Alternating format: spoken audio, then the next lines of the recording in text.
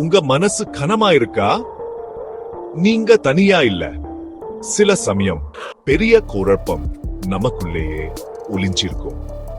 இந்த பையனோட கதை உங்களுக்கு அது ஏன்னு காட்டும். ஒரு நாள் ஒரு பெரிய கோவில்ல மேலார் ஒரு சோகமான சின்ன பையன் ஒரு பையன் உள்ள வற்றத பார்த்தாரு. அந்த பையன் ஒரு அனாதை சாப்பாட்டுக்கா தேடி வந்தா. மேலாளருக்கு பரிதாபமா இருந்துச்சு. அவனுக்கு சாப்பாடு கொடுத்தாரு. ஆனா கோவில சுத்தம் பண்ணவும் சொன்னாரு.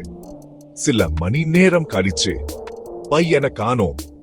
அவனை கண்டுபிடிச்சப்போ அவன் அழுதுகிட்டு இருந்தான். நான் சுத்தம் பண்ண முயற்சி பண்ணேன் அவன் சொன்னான். ஆனா என் மனசு கோபத்தாலையும் சோகத்தாலையும் நிறைஞ்சிருக்கு. எனக்குள்ள சுத்தம் இல்லாம நான் எப்படி வெளியே சுத்தம் பண்ண முடியும்? பிரேக் டைமிகோ பாயிண்ட் 5 கோவில்ல இருந்த எல்லாருக்கும் புரிஞ்சுது. அவங்களுக்கே உரிய மாசு இருந்துச்சு.